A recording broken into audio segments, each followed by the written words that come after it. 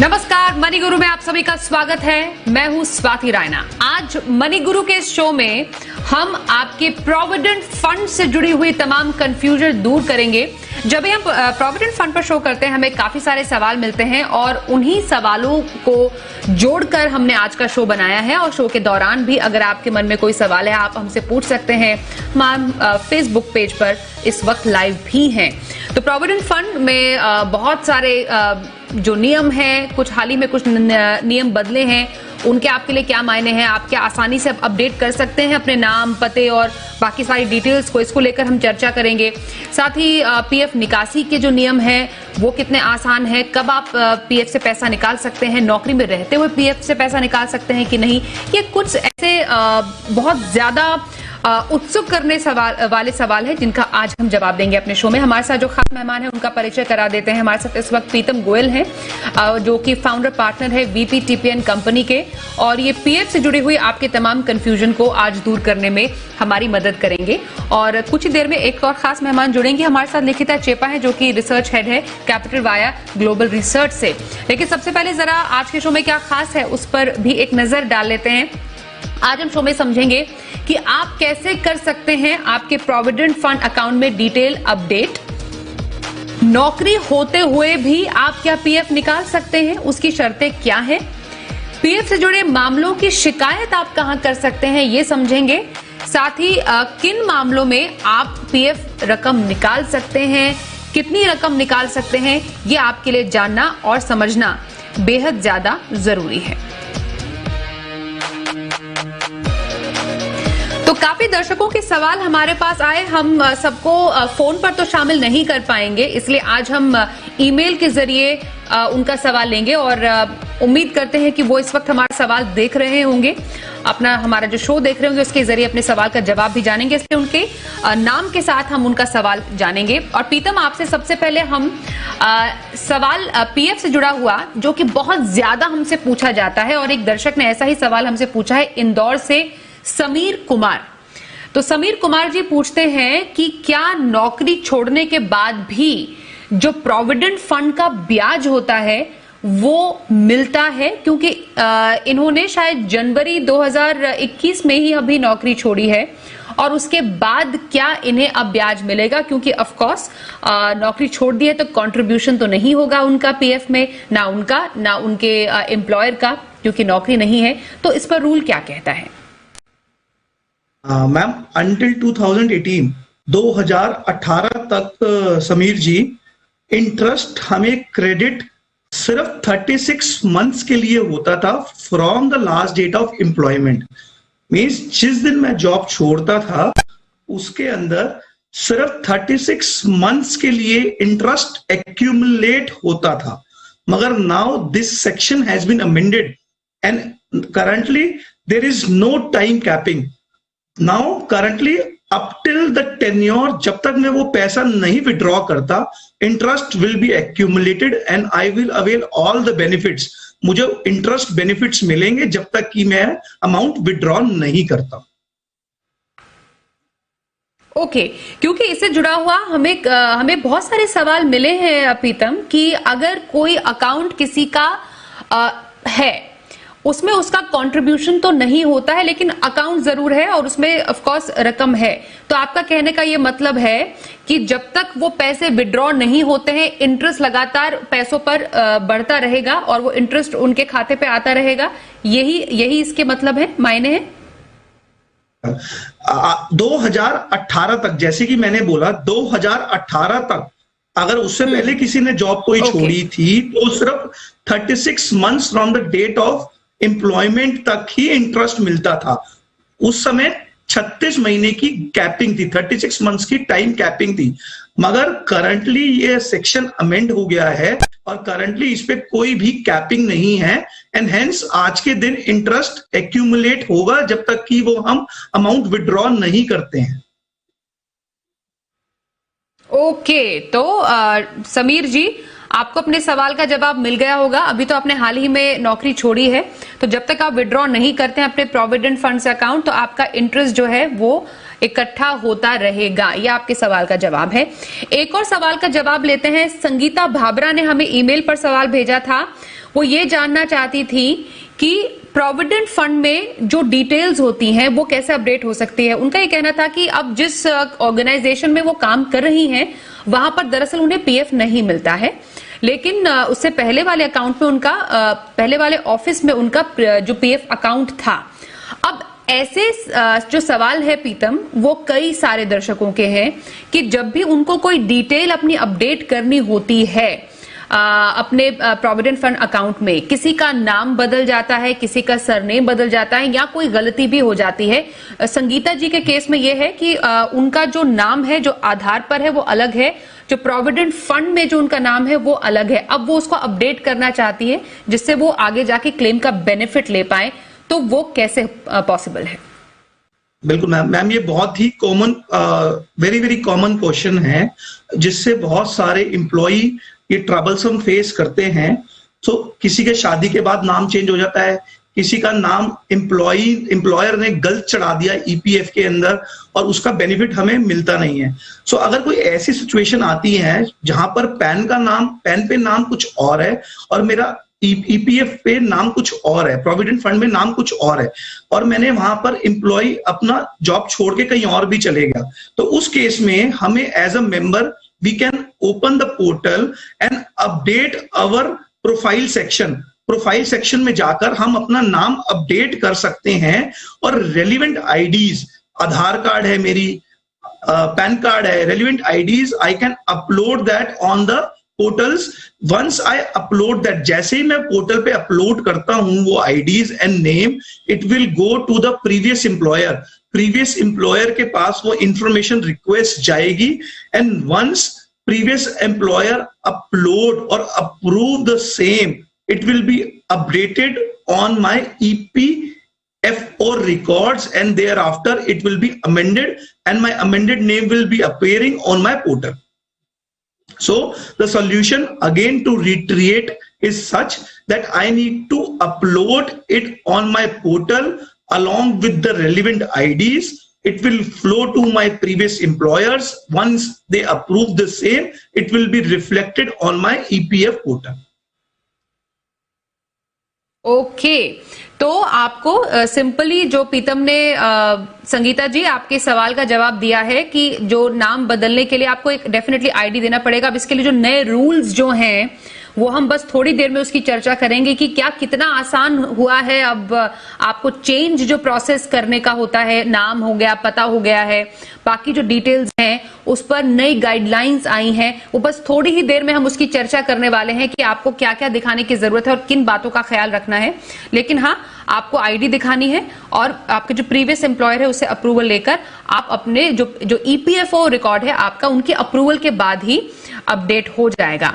नोएडा से हमें संजीव मल्होत्रा साहब ने एक ईमेल पर सवाल भेजा था कि क्या होता है जब कोई कंपनी जो है या तो वो डिसॉल्व हो जाती है या तो बंद ही हो जाती है और उनमें मानिए पीएफ है किसी का, अब वो तो कंपनी बंद हो गई, अब किसी को केवाईसी अपडेट करना है और जैसा इस संगीता जी के सवाल से हमें मालूम चल रहा था कि अप्रूवल की भी जरूरत पड़ती है केवाईसी के लिए, जो कंपनी है वो भी अपनी तरफ से मैच करती है डिटेल्स को। तो अगर माने कंपनी ही बंद हो जाती है तो केवाईसी अपडेट करने का फिर प्रोसेस कैसा होता है पीतम? यस, तो संजीव जी ने बहुत ही अच्छा क्वेश्चन पूछा है। This is in continuation to the previous question जो संगीता जी ने पूछा था। अगर प्रीवियस कंपनी क्लोज हो जाती है तो कोई भी एम्प्लॉयर नहीं है टू अमेंड द रेक्टिफिकेशन। सो इस केस में जो भी मेरे केवाईसीज है उसको प्रेफरेबली मुझे अटेस्ट कराना पड़ेगा। All KYCs need to be attested. Bank से अटेस्ट करा सकते हैं या कोई भी गेस्टेड ऑफिसर से हम अटेस्ट करा के उसके बाद हमें ये केवाईसीज, अटेस्टेड केवाईसी हमें रीजनल प्रोविडेंट फंड कमिश्नर्स को सबमिट करना है, explaining the reasons for not obtaining the signatures of employees. Means जो भी मेरे रीजंस हैं कि मैं एम्प्लॉयर से क्यों नहीं अटेस्ट करा पाया, maybe the employer has dissolved, they have closed their business, shutted their business, उनका बिजनेस चल नहीं रहा है, इसलिए हमने उनके सिग्नेचर नहीं करा पाए, जो भी मेरे रीजंस हैं एम्प्लॉयर्स की तरफ से, वो रीजंस को मुझे मेंशन करके एक अटेस्टेशन करा के रीजनल पीएफ कमिश्नर को सबमिट करना है for the purpose of this amendments in my KYC. अगर किसी मेंबर का universal account number UAN number approved है और एक्टिवेटेड है and this has been linked with the bank account and Aadhaar card, then they only need to submit their claim along with the signature, my signature over the portal itself. So अगर इसको summarise करा जाए तो हमारे पास दो methodologies हैं, two options हैं। One is physical mode, that is submission to the regional PF commissioner after getting it attested from my bank से टेस्ट कराने के बाद मैं रीजनल पीएफ कमिश्नर को एप्लीकेशन सबमिट कर रहा हूं with the reasons there on. और अगर मेरे पास फिजिकल मोड, मेरे पास online mode UAN number, universal account number activated है, तो I can also go for composite claim through Aadhaar which requires only my signature. So I can adopt any of the method जो भी मेरे पास available है। बिल्कुल, तो आसान तरीका, तो अगर आपका यूएएन एक्टिव है ही तो आप ऑनलाइन आसानी से जो क्लेम है उसको साइन करके जमा कर सकते हैं। ये सबसे आसान तरीका इसमें है, लेकिन उसके लिए आपका यूएएन एक्टिव जरूर होना चाहिए। और भी कुछ पीएफ से जुड़े हुए सवाल हम जानेंगे। वक्त एक छोटे से ब्रेक का हो गया है। बहुत इंपॉर्टेंट जानना है कि पुराने पीएफ अकाउंट से अगर आपको पैसे निकालने हैं तो आप कैसे निकाल सकते हैं, और डिटेल्स अगर पीएफ में कुछ चेंज करनी है तो उसके लिए क्या कुछ नए नियम है जो आपके लिए जानना जरूरी है, समझेंगे एक छोटे से ब्रेक के बाद।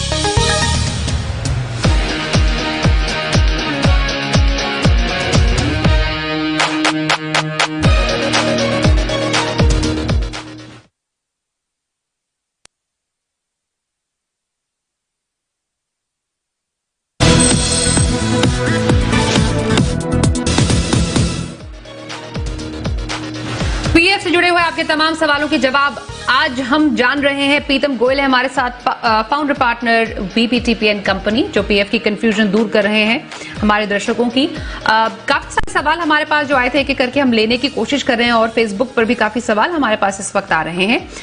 उसमें से एक सवाल डेफिनेटली जरूर है यहाँ पर प्रीतम, वो ये है कि अगर जिसका कोई पुराना पीएफ अकाउंट है, उनको उससे पैसे निकालने हैं, वो अब उस कंपनी से बाहर निकल चुके हैं, नौकरी नहीं करते हैं और अब वो कहीं नौकरी कर ही नहीं रहे हैं, तो ऐसे में प्रोसेस पूरा क्या होता है? मैम, ये प्रॉब्लम मैंने खुद पर्सनली भी फेस करी थी जब मैंने 2013 में अपनी जॉब क्विट करके मैं प्रैक्टिस में आया था। सो अगर मैं बात करूं, ये बहुत सारे प्रोफेशनल्स, बहुत सारे एम्प्लॉइज का क्वेश्चन रहता है। सो सेम जैसे कि हम जॉब क्विट करते हैं, उसके बाद जो मेरा पीएफ का अमाउंट है वो कैसे विड्रॉ कर सकते हैं, इसके लिए भी डबल मैकेनिज्म है, डुअल मैकेनिज्म। अगेन, एक है फिजिकल मोड और एक है इलेक्ट्रॉनिक मोड। फिजिकल मोड के अंदर I can submit my application to the local EPFO office for the purpose of claiming my amount, withdrawing my amount from PF. जो amount मुझे PF से विड्रॉ करना है, उसके लिए मैं लोकल ईपीएफओ ऑफिस के अंदर एक एप्लीकेशन सबमिट कर सकता हूं with the relevant details, and there जब मैं वो एप्लीकेशन सबमिट करता हूं, on the approval I can get the amount back into my bank account. दूसरा मैकेनिज्म क्या है, अगर मेरा यूएएन नंबर जो हमने पहले डिस्कस करा था, यूनिवर्सल अकाउंट नंबर, अगर मेरे पास अवेलेबल है, तो मैं ये क्लेम रिक्वेस्ट ऑनलाइन फाइल कर सकता हूं थ्रू यूएएन मेंबर्स ई सेवा पोर्टल। एक एप्लीकेशन है यूएएन ई सेवा पोर्टल, उस पर लॉग इन करके मैं अपना यूएएन नंबर डाल के और पासवर्ड डाल के I can go to the portal and request my claim for PF withdrawal. Alternatively मैं अपना यूएएन नंबर सर्च कर सकता हूं through my Aadhaar and PAN card number through UAN portal under important links. उसमें इंपॉर्टेंट लिंक्स हैं, know your UAN number, जो कि available है यूएएन मेंबर्स ई सेवा पोर्टल पे। उसमें मैं जाके अपना यूएएन नंबर रिट्रीव कर सकता हूं, निकाल सकता हूं, और उसको पासवर्ड से लिंक करके मैं ऑनलाइन क्लेम रिक्वेस्ट को ऑनलाइन भी डाल सकता हूं। सो अगेन, जैसा हमने डिस्कस करा, हमारे पास ऑनलाइन भी वर्जन अवेलेबल है और ऑफलाइन वर्जन भी अवेलेबल है। Now it is up to the employees कि एम्प्लॉय कैसे वो पैसा विड्रॉ करना चाहते हैं। ओके, तो पैसे विड्रॉ करने के काफी तरीके, ऑफलाइन तरीका, ऑनलाइन तरीका बहुत अच्छे से प्रीतम ने बताया है। बार बार हम आपको दिखाते और समझाते भी रहेंगे स्क्रीन पर भी कि पूरा डिटेल एक जो मैकेनिज्म है वो क्या होता है। इस बीच जो नियमों में बदलाव हुआ है, ये आप सबके लिए समझना जरूरी है। प्रीतम, आप भी थोड़ा सा इसमें क्लैरिफाई कीजिएगा। अब बेसिकली हो ये रहा था कि पीएफ से जुड़े हुए काफी ज्यादा फ्रॉड के मामले सामने आ रहे थे। अब इसको संज्ञान में लेते हुए, इन घटनाओं को संज्ञान में लेते हुए थोड़ी सी सख्ती की है ईपीएफओ ने, और उन्होंने कहा है कि अब अगर कभी भी आपको अपने अकाउंट में कुछ डिटेल्स चेंज करनी है, जो पहले आसानी से ऑनलाइन हो जाता था, जिसकी हमने चर्चा भी की अभी, उसमें अब आपको डॉक्यूमेंट प्रूफ दिखाना होगा। छोटी अगर कोई चेंज है या बड़ी अगर कोई चेंज, जैसे नाम बदलना, सरनेम बदलना, पिता पति पता अगर बदलना, तो इन तमाम पर दस्तावेज दिखाने होंगे। तो ये कितना प्रोसेस आसान इससे हुआ है मेंबर्स के लिए? मैम देखो, बेसिकली अगर हम बात करें, ये प्रोसेस तो सेम वही है, बट पॉइंट क्या है, जो फ्रॉड्स हुए थे उनको कैच होल्ड करने के लिए ये नियम्स, ये rules and regulations has been stringent, थोड़ी सी डिफिकल्ट हुई है with regard to documentation. So जैसा हमने पहले डिस्कस करा था, आज के दिन अगर हमें कोई मैंडेटरी फील्ड्स अगर हमें चेंज करानी होती हैं ईपीएफओ के अंदर, सो हमें अटेस्टेशन मैंडेटरी है फ्रॉम द बैंक्स और गेस्टेड ऑफिसर्स। अगर मैं नाम चेंज कराता हूं, this is a mandatory document. So as discussed, जो हमने पहले डिस्कस करा है, फ्रॉड्स के अगेंस्ट जो गाइडलाइंस आई थी, अगर हम अपना ईपीएफओ अकाउंट के अंदर केवाईसी को अपडेट कराना है, सो ये डॉक्यूमेंटेशन इज अ बाइबल ये बाइबल डॉक्यूमेंट्स हैं जो मुझे अटेस्ट कराने हैं विद रेलिवेंट फील्ड्स, एंड उसको मुझे अपलोड करना है ऑन माय पोर्टल, और otherwise I can submit it to my regional PF commissioner with the documentation with the attestation part also. So ma'am, ये रूल्स जो आए हैं वो बेनिफिट ऑफ एम्प्लॉइज के लिए ही आए हैं कि कोई और एम्प्लॉय उसको यूज ना कर पाए। Suppose Amit Goyal, Amit Gupta common name है, इसका दुरुपयोग ना हो पाए। It should not be used in wrong manner. So इस वजह से ये इम्पैक्ट और इस वजह से गाइडलाइंस चेंज हुई हैं ताकि उसका बोनाफाइड यूज हो, ना कि मेलाफाइड इंटेंशन से यूसेज हो। बिल्कुल। प्रीतम, एक बात बताइए, पीएफ से जुड़े हुए लोगों के बहुत सारे फीडबैक होते हैं या शिकायतें होती है। हाल ही में हमने जैसे मनी गुरु में शो भी चलाया था कि कई लोगों के पीएफ खाते में 2019-20 का इंटरेस्ट ही नहीं आया। अब वो शिकायत करना चाहते हैं, वो जानना चाहते हैं कि वो कहां पर इसके बारे में बताएं, या बाकी उनकी बहुत सारी दिक्कतें होती हैं। तो शिकायत करना क्या वाकई आसान है? कहां पर शिकायत कर सकते हैं, और जो निपटारा होता है शिकायत का वो कितनी जल्दी आमतौर पर होता है? मैम, अगर हम बात करें, जैसे हमने पहले डिस्कस करा इंटरेस्ट का, हमें ये चीज देखनी है कि मैंने जॉब कब छोड़ी थी, एम्प्लॉयमेंट कब छोड़ी थी। अगर 2018 से पहले छोड़ी थी, 2018 के बाद छोड़ी थी, मैं इंटरेस्ट के लिए एलिजिबल कब तक था, मुझे इंटरेस्ट कब तक मिलना था।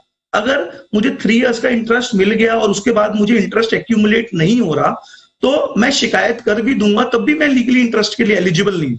तो सबसे पहले तो हमें ये देखना है कि क्या मैं इंटरेस्ट के लिए एलिजिबल था भी या नहीं था, मैं इंटरेस्ट लेने के ये हकदार था या नहीं था। अगर मुझे इंटरेस्ट मिलना ही नहीं था तो मैं शिकायत करके भी मुझे इंटरेस्ट क्यों मिलेगा। और जहां तक बात शिकायत की है और मुझे इंटरेस्ट अगर पीएफ अकाउंट में नहीं आया, so I can definitely put an application to my regional PF commissioner. मैं पीएफ कमिश्नर को, रीजनल जो मेरा भी पीएफ कमिश्नर है या असिस्टेंट कमिश्नर है, उनको मैं एक एप्लीकेशन डाल सकता हूं कि ये अमाउंट है जो मुझे आज तक कभी भी मेरे अकाउंट में क्रेडिट नहीं हुआ है, और उसके पीछे मेरी फैक्ट्स, एक अच्छी एप्लीकेशन के अंदर क्या है कि मेरे फैक्ट्स सारे कैप्चर हो जाए। I can put in all my facts and relevant provision कि ये अमाउंट मुझे आज तक मिला नहीं है और इसके पीछे ये फैक्ट्स हैं। तो जब हम एप्लीकेशन सबमिट करेंगे कमिश्नर को, रीजनल कमिश्नर को, तो आई एम वेरी श्योर कि उस पर वो सुनवाई करते हैं। बट हमें पहले ये जरूर चेक करना है कि क्या मुझे वो इंटरेस्ट कंपोनेंट मेरे लिए एलिजिबल था भी या नहीं था। तो ये मेरे लिए प्राइमा फेसाई पहले देखना बहुत ही ज्यादा जरूरी है भी कि नहीं है। हाँ, यस, ओके। कुछ सवाल जल्दी से फेसबुक के भी लेते हैं। निरंजन कुमार जी पूछ रहे हैं कि अगर 2 यूएएन नंबर हैं किसी के, तो मर्ज कैसे कर सकते हैं? जैसे ओल्ड पुरानी कंपनी का ट्रांसफर जो नंबर है वो नई कंपनी में जैसे पीएफ ट्रांसफर करना है, वो कितना आसान है? तो अगर मैं सर का फैक्ट समझ रहा हूं, तो सर जैसे कंपनी ए के अंदर थे, वहां सर का एक यूएएन नंबर है सर, उसके बाद कंपनी 2 में गए, यूएएन उधर दूसरा यूएएन नंबर आ गया। सो जब मैं करंट जहां पर एम्प्लॉयड हूं, जहां पर मेरा करंट एम्प्लॉयमेंट है, मैं वो यूएएन नंबर खोलूंगा और वहां पर जाके ऑनलाइन रिक्वेस्ट डालूंगा कि जो ये वाला यूएएन नंबर पे क्लेम अमाउंट है या पीएफ अमाउंट है, वो इस यूएएन नंबर के अंदर ट्रांसफर कर दिया जाए। सो जब वो एप्लीकेशन वो डालूंगा, सो मेरे एग्जिस्टिंग प्रीवियस एम्प्लॉयर के पास वो रिक्वेस्ट जाएगी। जब वो उसको अप्रूव कर देगा, ऑटोमेटिकली वो अमाउंट मेरे नए यूएएन नंबर में ट्रांसफर हो जाएगा और उसकी डिटेलिंग चली जाएगी। टॉपिक बहुत बड़ा है और सवाल भी बहुत ज्यादा है। हम पीएफ हेल्पलाइन का पार्ट 2 बहुत जल्द आपके लिए लेकर आएंगे और आपके तमाम सवालों के जवाब भी एक बार फिर से शामिल करने की कोशिश करेंगे। आज के शो में प्रीतम, आप हमारे साथ शामिल हुए और पीएफ से जुड़ी हुई कई शंकाएं आपने दूर की, उसके लिए आपका बहुत शुक्रिया। Thank you ma'am. इसी के साथ